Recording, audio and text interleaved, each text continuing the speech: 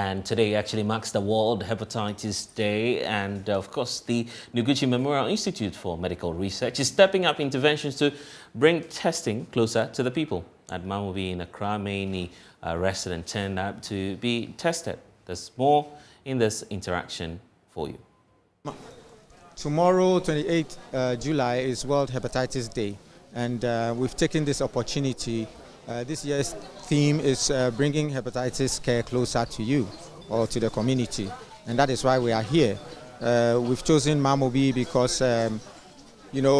very little is known about the disease, and it is a good point to start. We've been very fortunate to have Mamobi Hospital host us. We've been able to, with the help of their community volunteers, go into the community, educate people about the disease. And today we are here to screen and also to vaccinate against hepatitis B in particular. I think that the good thing is that we've had very good support. They've shown very good interest. Of course, the main thing is to make sure that as many people as possible know about this disease, which can be very silent. Even worldwide, very few people know their status, and it is a big push to be able to let people know their status so that they can be managed, because if you leave it until it gets to the fibrosis or cancer stage, then that is not good for anybody. So that is the main reason why we are here. Also, as we celebrate the World Hepatitis Day, what do we need to know about the condition? Well, joining me now is Dr. Achu Godwin Saki Quill, who's the Programs Manager of the National Viral Hepatitis Control Program. Thank you so much, sir, for spending some time with us here on the Pulse. So, World Hepatitis Day, I'm sure that a lot of people have been hearing of the celebration, and yet we don't know about the condition. Educate us on that. Yeah, thank you very much. Good evening to your listeners. I must say that hepatitis is an infectious disease that affects the liver, and there are 5 different types of viral hepatitis viruses: A, B, C, D, and E. Actually, D depends on B, so we'll just mention A, B, C, and E. Oh, so it comes in variants? Yes, 5. I didn't even know that. So A, B, C, D, and E. D depends on B. Okay. Without B, D will not be there. Okay. So let's talk about A, B, C, and E. Okay. So the A and E, they are acquired through water and sanitary related conditions, like there is a flooding and water sources are contaminated. You could easily come up with infections of this. And in this country, given our sanitary conditions, many of us have been exposed to A as children already. Okay. Yeah.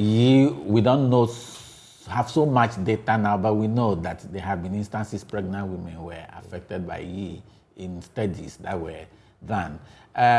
But B and C, these are gotten through contaminated blood or body fluids.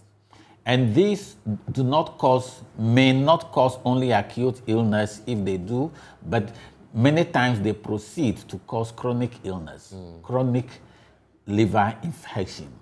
So when you have the acute conditions and after 60 days you still have effects on the liver, it's likely that you are going into chronic state. Right. And our concern with B and C is really because you can go into chronicity, that is long-term illness, and then the liver begins to get damaged. A beautiful spongy organ, which is quite smooth, begins to become stiff, fibrotic, shrunken, and pale, and may proceed after some 20 years, 30 years to develop liver cancer. So that when it's advanced and you are not for that, may be the stage at which you begin to know that something has gone wrong. Maybe that's a stage in life when you have done all your educational investments, you are working only to find that your feet are swollen. And that's why we're grateful that you're here because at least you provide that education to the public out there to be more cautious as we move out. But what do we need to know about the preventive measures? Yes, we need to know that B can be prevented and C can also be prevented. Okay. B has a vaccine, apart from the general preventive measures that we all have to undertake. There is a vaccine, adult vaccine, where you can take 3 doses within 6 months, and then you get your protection. Now, C has no, actually it's B and C that cause chronic liver illness. Okay, B and C, yes. not B and E. No, right, B okay. and C. Okay. C has no vaccine. But the beautiful thing as at this point in time is that C is treatable. It's curable, actually. Right. B, with drugs, you can suppress it and control it, but the C, you can actually cure it.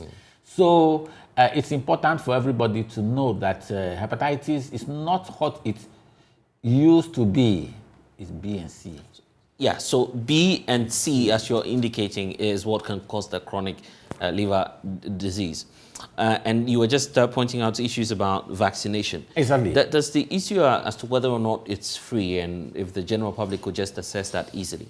Yes, I must say that vaccination for children, which has been ongoing for many years as part of pentavalent, is free. That one, nobody pays anything. But for an adult, you may have to make some investment unless somebody is paying for the cost.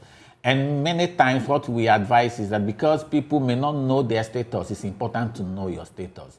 If B, you know your status, that you are vulnerable, then you can get a vaccination and protect yourself. C, if you find out that you are infected, you can use opportunity to get treatments. Because currently we are working towards a free drug treatment for hepatitis C cases. So it's a good opportunity for anybody to screen and then know your status. And then even as we talk about the condition, do we know much more about the prevalence rates? Oh yes, we have estimates actually.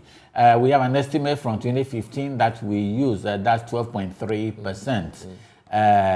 And for B and then C, 3.3%.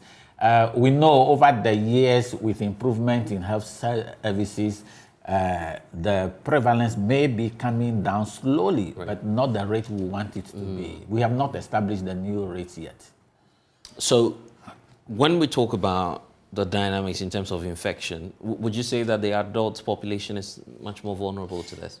Exactly. Adults and babies born to infected mothers, they can end up acquiring hepatitis B, to a little extent C as well. Okay. Yes.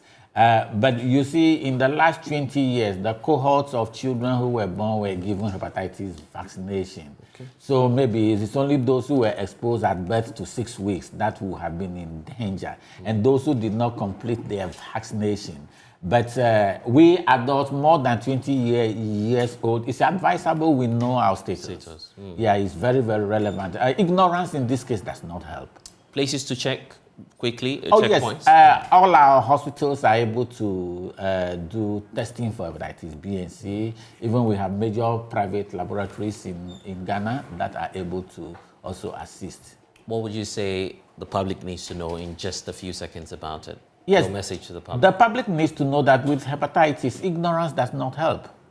So know your status and then take preventive action. Doc, I'm grateful for your time. And that's all we have.